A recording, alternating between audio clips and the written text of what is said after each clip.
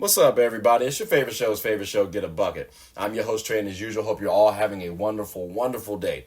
Now, if you listened to my last episode, I did say we were going to talk about the NBA All-Star Weekend, right? And the activities. We may have to push that back because I had a conversation with my cousin, and I got to talk about the NBA draft prospects for the 2026 draft class. Yeah, we got to talk about that because I think some things have been stated, and I don't really like how those things have been portrayed. So we got here, for example, we're gonna talk about my top 5 draft pick. Actually, let's do it like this. We're gonna do the top 4 and a possible because I got my 1 through 4 kind of locked in. Okay, that fifth one. It's we got a couple honorable mentions. All right, so let's go ahead and talk about the honorable mentions, shall we?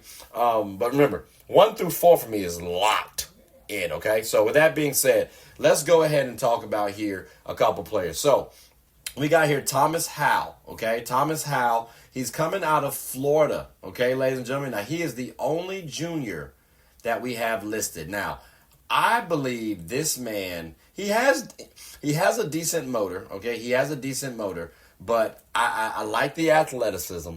I just don't have as much stock in the upperclassmen that you want to see. Like back in the day, you used to have a little bit higher stock in upperclassmen. He giving about 20 a game. That's cool. I would love to see him dominate just a little bit more. Because again, he's a junior, right? Like when he played against my Blue Devils, he did well. So that's what's giving me some consideration for Buddy. But again, overall, I don't know if I would put him at that 5th pick. Because when I'm thinking that 5th pick, folks are trying to get a little bit more of immediate production in the NBA. And with him, I gotta wonder, will he be able to give me that immediate production? I got question marks. But again, you could say that about some of these honorable mentions here as well too. So if he goes number 5, I hear it. Because again, he produces, he has good athleticism, he got respectable height. I think it can translate in the NBA. We just got to see it. That's it. But again, ladies and gentlemen, I do like him a little bit, okay? So let's go ahead and talk about another honorable mention because this guy was a little higher at on most people's list coming into the season, and that's Nate Ament. Now, I actually saw Nate in high school, okay? He's playing for Tennessee right now. He's got good skill. He's got decent skill, especially for 6'10". I just don't think he has the athleticism, nor the handle, nor the boogie-woogie in his game to be a real small forward. And he's got to be a lot stronger. And I said this when he was in high school. He has to get either stronger or a tighter handle and a better jump shot. And I have not seen enough out of either of those things that I just stated. And that's going to be a problem because, again, you got to compare him to the NBA talent. College, he's fine. He'll be cool. But in the NBA, I don't see it. I don't see it as much. He reminds me of a Scal if I'm being honest with you guys. So and remember, Scal was number 2 in high school coming into Kentucky. Didn't really pan out as well as you hoped. Okay, so I see a good game out of Nate. No disrespect, Nate. Hope you listening. Hope you understand what I'm saying. But I need to see more out of you, more. Which to be clear, it seems like he has been trying to turn it up a little bit. But in some of these ranked games I've seen him as a freshman, he did not produce. And I've seen other freshmen produce. So that just goes to say, hey, I have reservations. And remember, Nate's older than someone like a Cooper Flagg. So, I mean, we've already seen younger players come into the game and be a little bit better. Be a little bit better. I'm not going to lie to you. So, yeah, sorry, Nate. No disrespect. If he gets number 5, I understand it. I would have reservations around putting Nate number 5. He got to show me a little bit more. Now, another player that I got to talk about is Kingston Flemings. Okay, he reminds me of Monte Ellis. Okay, Monte Ellis was a really good player. If y'all remember the Warriors before Steph Curry, that was him. That was his team, damn near. And Monte was a solid player. All right. And Chris, playing out of Houston, 6'4", I like him. I genuinely do. He has good efficiency, solid mechanics, shooting the ball wise, right? But he's quick and athletic. And I can imagine him kind of attacking the basket, but using his efficiency and his shooting mechanics to get a decent shot off. Now, he's strictly a point guard for me when it comes to the NBA, because if he has to play the 2 guard, All right, now we got to talk about him coming off the bench. So if he can be a starter on anybody's team, that would work out really nicely. But again, he can play off ball, especially with a lot of players trying to pass the ball. Like imagine him on a team like the Hawks, as an example, right? I think he could flourish there because you got defenders, you got playmakers around there too. So he's a playmaker himself. But if you got someone like, let's say, Dyson Daniels, who's 6'6", playing that shooting guard position, why can't they rotate in terms of offense? Kingston can play the 2 guard on offense, but on defensive side, I would prefer him being the 1. So again, Kingston as my 5th pick, could he be that NBA starter for me? Yeah, I think he could actually. He could also strengthen up a little bit more. So as he becomes more of a grown man, I expect him to showcase his talents a little bit more so. So in like 3 seasons from now, maybe even 4 or 5, we might see a different Kingston Flemings. But does he have that potential of a Monte Ellis? Yes, and that does entice me. I'm not going to lie to you all. So I would consider Kingston for that 5th spot as of right now because, again, he's been hooping pretty well. He got the efficiency going, shooting about 38, 39% from 3 at 6'4" with good athleticism. Can't scoff at that. Also, he getting about 6 assists a game. I ain't too mad at that. But game's not all about efficiency. Sometimes you do need brute strength mixed with athleticism, which is why we're going to Jaden Quaintance, okay? Because Jaden, we got to remember this. Jaden came into college last year at 17 years old and held his own. All right, I was fairly impressed with the boy. Now he's an 18-year-old sophomore. He is injured, so that is something to note. But for me, I look at him thinking maybe he could be, like ceiling-wise, Ben Wallace, okay? And then floor-wise, I can see him being maybe like a Rob Williams. Because, again, he's 6'9", stocky, good athleticism. But he's young. He's 18. He's 18, ladies and gentlemen. Like, y'all got to remember that, okay? So, with that potential, I'm telling you right now, you have to consider him at the 5th spot. If you want a solid defender who can probably get up in terms of the blocking ability, rim protection, but also improve his offense over time, I think Jaden's your person. I could see him genuinely guarding the 4s and 5s right now. And if he improves his foot speed, I would definitely consider him being able to guard the 3s. So if you want to chance it, Jaden is somebody to take a chance on, and I do think it could pan out. If I'm wrong, I apologize, ladies and gentlemen, but I genuinely, wholeheartedly expect Jaden to pan out extremely well. Now, another player that we can actually bring up into the mix, right, is Darius Acuff Jr. Now, Darius is a player that is sturdy. He's a freshman. He's 6'4". He's a dominant scoring guard, and I'm telling you right now, I would probably go Darius number 5 right now, if I'm being honest with y'all. He getting about 6 assists, 2 turnovers. He's shooting pretty well. I like him. He got good athleticism. He's a sturdy guard, too. I know we talked about Kingston Flemings in a similar manner. Darius is actually more sturdy. He's sturdier. And that's something you got to take consideration for. You got to take into consideration. So for me, I would look at Darius Acuff being a wonderful player to choose from. If he's not, my bad. But again, I think he is going to pan out well. Now, we done talked about all my honorable mentions, right? We've talked about all of them. So let's go ahead and go on to my top 4. That's a lot. Okay, remember, like I said, it was top 4 and a possible. So we talked about all the possibles. And there could be more over time. Remember, we don't know who's going to draft what in terms of teams because the lottery has not taken place. So let's focus on these top 4 picks. Now, my 4th one, no bias because y'all know I'm a Blue Devils fan. We got to go Caleb Wilson. He reminds me of Marvin Williams, more offensive, though. I've heard Kevin Garnett. I've heard Kevin Durant. Y'all really love them Kevins, don't y'all? I think this is Marvin's room, though. Like, I know, you know what I'm saying? Like, I think Caleb really will pan out pretty decently. He's just more offensive-minded than Marvin Williams, but he has more upside to him, too. That's what I'm really meaning. He has more offensive upside. Because Caleb has good defensive motor, all right? I just like the fact that he has a chip on his shoulder, and he's been proving it. Like, he went up against Darryn Peterson, and guess what? He was mad that the man did not pass him the ball during his McDonald's All-American game. I like stuff like that. What I'm curious about is what will his chip be when he gets to the NBA? Yes, Everybody has a chip on their shoulder when they say, oh, this player got drafted over me. Oh, that's a chip. All right, cool. But what other chip will there be? Because he's the best player on his team. So he is showcasing his best talent. And if you're giving it your best and people have picked other players ahead of you, why?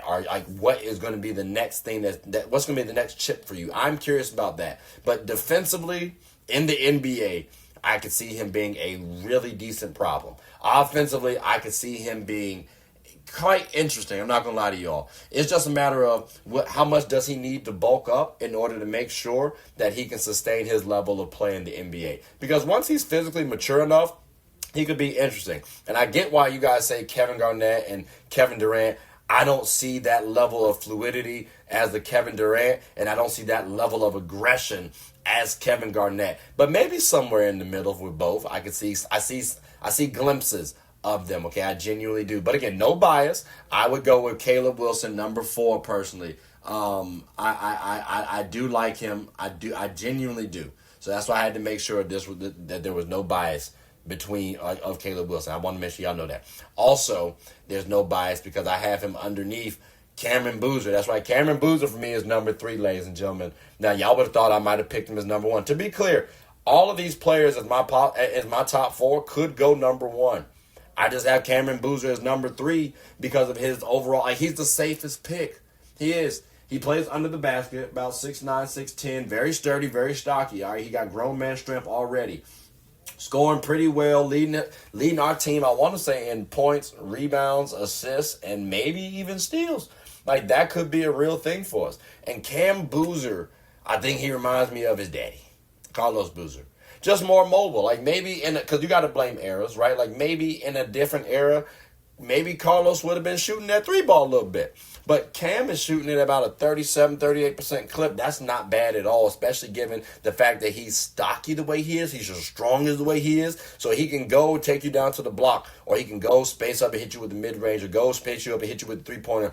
That's pretty impressive. The only thing he's missing from his game is he don't play above the rim. Here's the thing, though. It's not like Nikola Jokic plays above the rim either. And he does pretty well, don't he? So I'm just saying, ladies and gentlemen, Cameron Boozer, he's the safest pick for me out of all these players. I'm telling y'all that right now. If you don't believe so, then that's cool. But I'm telling you, he is easily the safest pick out of all these players. And he's been producing arguably the best. He might be the best college player in the game today. If you disagree, that's cool. But I don't think you've been watching basketball then. So again, Cameron Boozer, number 3, I think that's safe to say.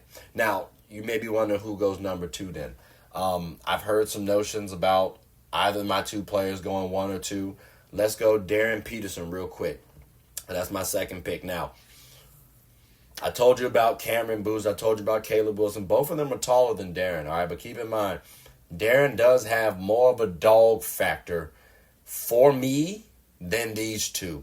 So that kind of gives him the edge. Also, I think he did actually beat both of these players in high school. Like, I know for a fact Darryn beat Cameron and AJ. I watched those games. I got to double check to see if he beat Caleb, but I'm pretty sure he did, though. Pretty sure he did. Even if he didn't, he's got more of a dog factor. About 6'5", 6'6", shooting about 43% from the 3. That's tough. Like, that's pretty good. Like, that's really good. And again, he's a dog. Like, you're not going to find that too much. I'm not going to lie to y'all. And he can play on both sides of the ball. Like, hey, bro, I'd be curious why you wouldn't pick him number 1. Well, part of the reason why is because of some of the potential that other players have, or one other person has for me, but also his injury history. I know some people are going at his injury history. Let me tell you this right now. Playing with a hamstring injury, I don't think you can really blame him on that. Like, not playing with the flu. I know we talked about Jordan's flu game, and that's an iconic moment, right? We are human, ladies and gentlemen. Like, if you're going to be sick, I do understand you not being able to play in a basketball game. Let's be realistic here. Yes, you would want to see your players tough it out. But you know what? If you can't play, you can't play. End of day. And a hamstring injury is a valid reason why you should not play. So is the flu. So these are the reasons why we're saying Darryn Peterson shouldn't go number one. But let's keep in mind, when he is playing, he's been dominant. When he played against A.J. Dybantsa, who is my number one pick, by the way, Darryn dropped 18 points in the first half. A.J. had maybe 17, 19 points for the whole game. Darryn didn't play the whole second half. So, and mind you, Kansas's team won. So Darryn has at least shown up. Yes, I would have loved to see him play against my Blue Devils. I would have loved to have seen that. End of day, he was hurt. So what has he done in his body of work? Well, he's produced when he's playing. And yes, we would love to see him play more. But when we do see him playing, he's decisive. He's dominant. Like when he went up against AJ, he got his 18 points. A lot of them was on AJ. And AJ no scoff. Like AJ's nothing to scoff at on the defensive end. So again, Darryn Peterson is a dog. And let's say he continues to do this throughout the rest of the season, meaning play and dominate. I'm finding it very tough to put him behind AJ for too much longer. I'm going to be honest, y'all. Because with AJ, like for starters, I've heard comparisons, NBA comparisons of Darryn Peterson through the likes of Kobe Bryant. I don't agree with that. And honestly, Darryn says the same thing. And he also said, too, that Kobe's one of his favorite. That's one of his GOATs. So that's another reason why I do like the boy, too. He got good taste. But I can't give him the Kobe comparison, especially for the reasons why people are giving it to him. So again, Darryn Peterson, he's a dog that recognizes his talent. He recognizes a lot of things. He seems like a mature individual. And the only thing you can really knock him on has been his injuries thus far. Him not playing as much, which, yes, the best ability is availability. But if he becomes available, then what you going to say? Well, I know what I'm going to say. I still might have to go A.J. Dybantsa because guess what? The boy reminds me of T-Mac with the motor. And if y'all have heard me before, I'm going to say it again. I thought T-Mac was probably the only player wing-wise that scared me when I was looking at Kobe growing up. Because I thought, oh man, he might actually be better than Kobe. Now, Kobe wanted it more. He had a stronger work ethic, and he played better on both ends of the ball. Kobe was elite. I see A.J. Dybantsa as that same level of eliteness. I do. Like he has a better mid-range game than anybody in the NBA. In college basketball. And as a three-point shooter, he's at about 35-36% clip right now, which, let's be clear, it's not like he's a known three-point shooter. So that's kind of respectable. I can see it going up as well, too. But that midi range, oh, that's him. And he about 6'9". Remember, Darryn about 6'5", 6'6". AJ 6'9". So when we're talking about dominance, AJ and Darryn are there. Both sides of the ball, I don't know if I can say which one's the better two-way elite player. I can tell you which one's the more versatile one, though, AJ, because I can guard 1 through 4s with AJ, sometimes 5s, although I don't want to do 5s at all with AJ. With Darryn, I got to go 1 through 3. 1 through 3. You know what I'm saying? Like, could he guard someone 6'9"? Yes. But AJ at 6'9" with good length, I think I'd rather trust him guarding. Also, too, let's do the injury thing, right? Well, if you're worried that Darryn's injuries are caused because of the amount of games played, as an example, right? Which I don't think that's the case, but if you're injured for 30, 40 games, well, the NBA plays double that. They play 82 games.